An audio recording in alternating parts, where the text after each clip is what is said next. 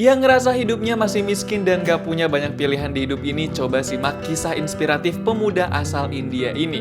Dia lahir sebagai orang miskin, bukan cuma miskin, tapi dia emang ngerasa kalau dunia udah menentukan posisinya cuma untuk melayani, tunduk, dan gak punya pilihan lain. Tapi suatu hari dia sadar kalau ternyata selama ini dia punya pilihan lain, punya kesempatan buat bangkit, punya peluang buat memperbaiki keadaan. Kisah hidupnya kelam namun inspiratif. Inilah perjalanan seorang sopir miskin yang menembus sistem kasta dan menjadi harimau putih, makhluk langka yang hanya lahir sekali dalam satu generasi dalam film The White Tiger.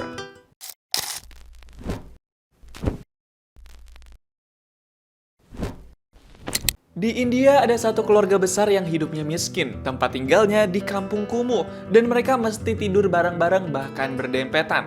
Salah satu anggota dari keluarga besar itu adalah Balram, tapi kita panggil aja Bang Ram. Pas dia masih kecil gini, dia suka banget belajar, walaupun susah banget buat dapat pendidikan sekolah pada saat itu. Suatu hari, kampungnya Bang Ram kedatangan orang kaya yang emang menguasai kampung Bang Ram itu. Om itu dikenal dan diseganin banget sama orang kampung. Kita panggil aja dia Om Kaya. Di umurnya yang masih anak-anak, Bang Ram udah harus ngalamin banyak cobaan. Mulai dari kemiskinan, gak punya pendidikan, sampai sekarang nih bapaknya metong gegara sakit TBC. Pas udah gede, Bang Ram masih miskin dan tinggal di tempat yang sama juga. Bedanya sekarang dia kerja serabutan. Apa aja dia kerjain, yang penting dapat duit. Waktu itu Om Kaya datang lagi ke kampungnya Bang Ram buat nagih-nagih warga. Tapi kali itu pertama kalinya juga Bang Ram ngelihat anak bungsu si Om Kaya. Namanya Ashok. Dia tuh kelihatan paling baik, ramah, dan tampan di antara anak-anak Om Kaya yang lain. Jadi kita panggil aja Bro Tampan. Bang Ram tahu kalau saat itu Om Kaya lagi butuh sopir buat bantu keluarganya. Nah, dia tertarik banget tuh pengen jadi sopir buat keluarganya Om Kaya. तो क्या तुम जमींदार का ड्राइवर बनेगा? गांव के सबसे अमीर औरत बन सकती हैं आप। Langsung aja Bang Ram gaskeun mau merantau ke kota buat belajar nyetir dan mepet rumah Om Kaya supaya bisa jadi sopirnya. Di 4 tahun pertama, Bang Ram kerja jadi sopir taksi dulu, sekalian ningkatin skill nyetirnya. Gak lama setelah itu, Bang Ram nemuin dan datengin rumahnya Om Kaya. Dia langsung ngomong ke penjaga rumah kalau dia pengen lamar kerja jadi sopir buat keluarga Om Kaya. Di situ kebetulan Om Kaya ngelihat Bang Ram dari dalam dan dia minta penjaga rumah buat ngizinin Bang Ram masuk. Pas dikasih masuk, Bang Ram langsung seneng banget dan dia memohon buat dipekerjakan sebagai sopir. Sir, with your permission, sir, I want to be a driver for you or for your son. Gak pakai lama, Bang Ram langsung diminta buat test drive. Selama test drive itu, Bang Ram dinilai mulus nyetir mobilnya. Walaupun sempat direndahin karena dia dari kalangan bawah. Tapi Bang Ram diterima buat kerja jadi sopirnya si anak bungsu alias Bro Tampan. Beberapa hari kemudian, Bang Ram udah mulai kerja jadi sopir buat Bro Tampan. Dia juga dapat kamar tidur di halaman rumahnya keluarga Om Kaya. Walaupun kamarnya berdua sama sopir yang lain. Hari itu juga Bang Ram udah siap kerja dengan seragam biru muda yang dia pakai. Tapi nggak cuma nyupir doang, Bang Ram juga suka disuruh buat bersih-bersih bagian rumah. Kebetulan dia dipanggil sama Bro Tampan tuh. Di dalam kamar ada juga istrinya Bro Tampan, namanya Pinky. Dia kelihatan baik banget orangnya dan gak ngerendahin Bang Ram. Tapi Bro Tampan gaya bicaranya suka banget ngerendahin Bang Ram. Sampai-sampai Bang Ram dibilang gak punya wawasan karena gak tahu soal internet dan media sosial.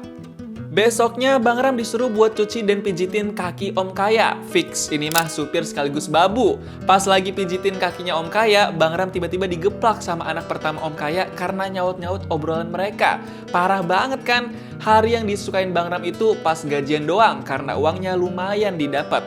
Walaupun dia cuma bisa simpen dikit karena sisanya dikasih buat keluarga di kampung lewat abangnya.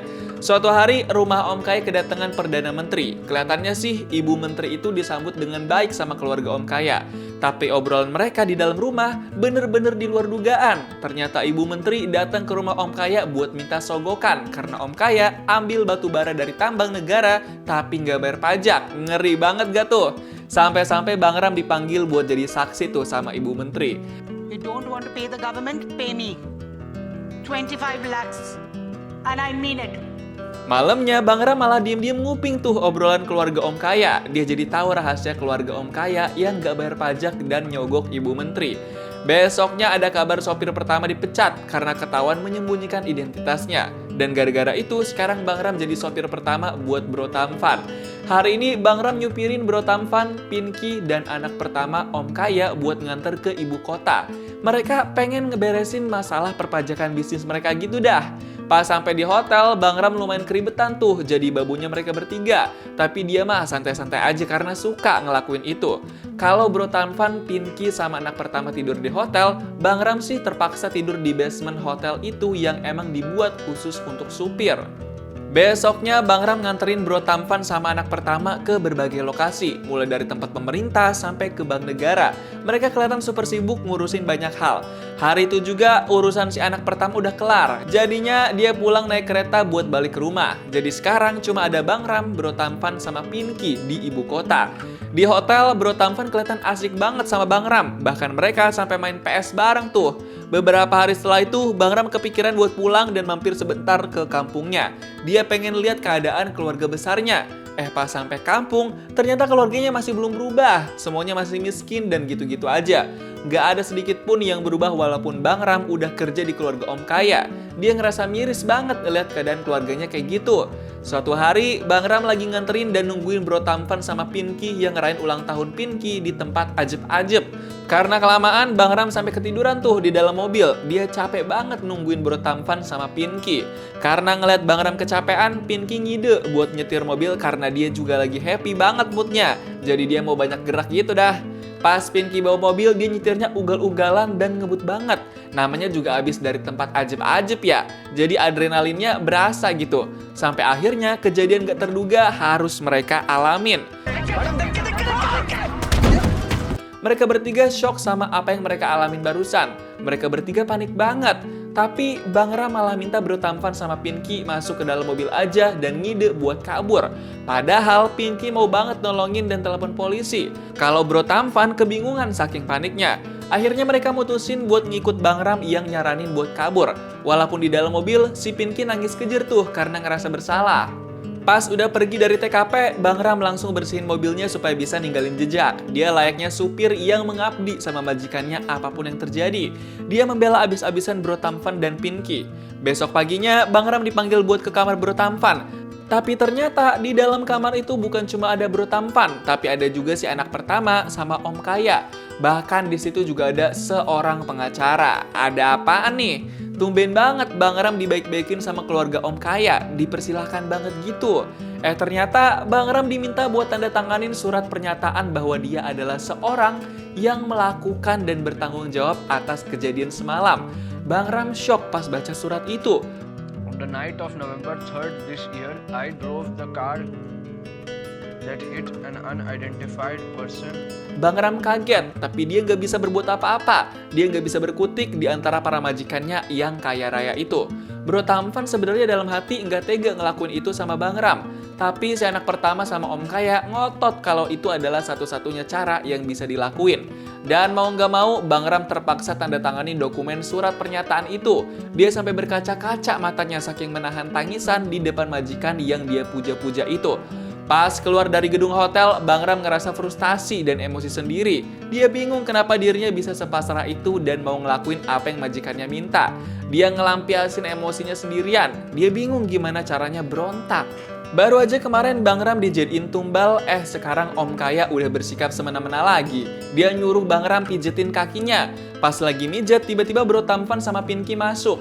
Mereka lihat Bang Ram lagi mijet. Si Pinky bilanglah ke si Bang Ram kalau urusan tentang kejadian waktu itu udah beres karena mereka punya kenalan orang dalam di kepolisian. Bang Ram langsung lega. Tapi tiba-tiba si Om Kaya malah kurang ajar dan itu bikin Pinky marah.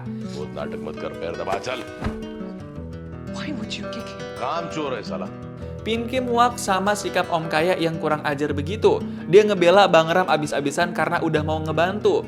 Gak lama dari itu, Om Kaya sama anak pertama pulang ke rumah pakai kereta. Tapi si anak pertama ngewanti-wanti Bang Ram buat gak bertindak apa-apa karena dia nyimpen surat pernyataan yang ditandatanganin sama Bang Ram. Malamnya, Bang Ram nganterin Pinky ke bandara. Pinky pergi sendirian ngebawa koper gede. Dia nggak bilang-bilang mau pergi kemana. Yang pasti, dari mukanya Pinky ngerasa udah muak banget. Sebelum masuk ke bandara, Pinky ngasih amplop yang isinya uang ke Bang Ram. Pas dibuka, Bang Ram shock karena uang di dalam amplop banyak banget.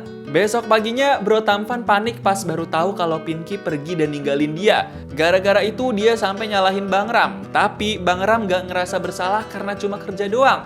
Dan baru kali ini Bang Ram berani ngelawan majikannya sendiri.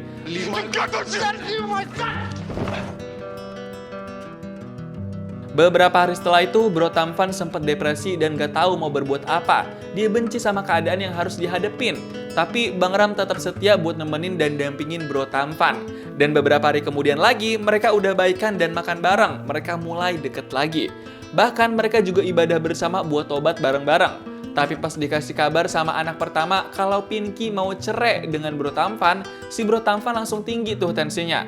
Pas dibujuk sama Bang Ram pun dia malah emosi dan ngerendahin. Gara-gara direndahin terus-terusan, Bang Ram jadi ngerasa muak. Dia mulai ada keinginan hati buat berontak dan melakukan tindakan yang menurut dia benar. Dia merasa terancam karena keluarga Om Kaya masih punya surat pernyataannya. Dia berpikir pengen minta imbalan lebih dari apa yang udah dia lakuin. Sampai akhirnya Bang Ram kepikiran buat curangin semua majikannya termasuk Bro Tampan. Dia puter otak gimana caranya mengelabui pikiran para majikan dan bisa dapat duit banyak. Dia juga mikirin kapan waktu yang tepat buat ngejalanin aksinya. Suatu malam Bang Ram lagi nganterin Bro Tampan yang tadinya mau pulang ke rumah. Suasana di luar lagi hujan deras dan jalanan sepi. Tiba-tiba Bang Ram ngeberhentiin mobilnya di pinggir jalan. Bang Ram sih alasannya ada yang rusak sama ban mobilnya. Tapi dia keluar dari mobil sambil bawa sesuatu, pecahan botol. Gak butuh waktu lama, Bang Ram pura-pura panik dan minta Bro Tampan keluar dari mobil dan ngeliat kondisi ban mobilnya. Saat itu juga Bang Ram langsung ngelakuin aksinya dan ngehantam Bro Tampan. Bang Ram ngebikin Bro Tampan tak sadarkan diri lagi dan tubuhnya dia tinggal di pinggir jalan. Sejak kejadian itu, Bang Ram langsung kabur jauh dari TKP dan tempat keluarga Om Kaya. Dia bawa keponakannya yang ditemuin di jalan pas keponakan itu lagi cari-cari Bang Ram. Bukan cuma itu, Bang Ram juga ngubah penampilan fisiknya. Dia vermak rambutnya sampai cara berpakaiannya. Setelah itu, Bang Ram coba tinggal di kota lain yang jauh dari TKP dan rumah keluarga Om Kaya. Dia hidup berdua sama keponakannya. Beberapa bulan kemudian, buat menutupi identitas aslinya, Bang Ram buka usaha rintisan mobil taksi yang dia bangun dari uang Bro Tampan yang dia ambil. Usaha mobil taksi Bang Ram itu namanya White Tiger Drivers. Dia udah punya puluhan mobil dan sopir yang bekerja. Bang Ram udah jadi bos buat diri sendiri dan beberapa orang pekerja. Dan Bang Ram pun ganti nama aslinya. Jadi makin susah siapapun buat cari keberadaan Bang Ram. Nggak cuma itu, Bang Ram juga jadi berani buat ngajak kolaborasi pebisnis terkenal dari negara lain seperti Cina yang lagi datang ke India. Sir, the White Tiger Ashok Sharma. How are you? We great entrepreneurs always have our sights set on tomorrow. Real estate. With all the American companies coming to Bangalore. Tapi bagaimanapun itu, apapun yang terjadi, hidup Bang Ram sekarang udah lebih baik. Dia punya banyak karyawan yang baik di sekitarnya. Dia berhasil keluar dari zona dan lingkungan yang berisi orang-orang toksik kayak keluarga Om Kaya. Dia bisa buktiin kalau dirinya bisa hidup di kakinya sendiri. Mungkin Bang Ram emang buka usaha pakai duit punya Bro Tampan. Tapi itu adalah harga yang pantas dibayar atas apa yang selama ini dia korbankan buat keluarga Om Kaya. The White Tiger bukan hanya kisah tentang kemiskinan atau kejahatan. Ini adalah kisah tentang seseorang yang menolak menerima posisi yang ditentukan dunia untuknya. Kadang hidup memberi kita kandang, tapi hanya kita yang bisa memutuskan apakah kita ingin tetap di dalamnya atau menghancurkan jeruji itu dan keluar dari zona nyaman. Gimana nih pendapat kamu tentang film The White Tiger? Coba tulis di kolom komentar dan kasih tahu kamu mau diceritain alur film apa selanjutnya.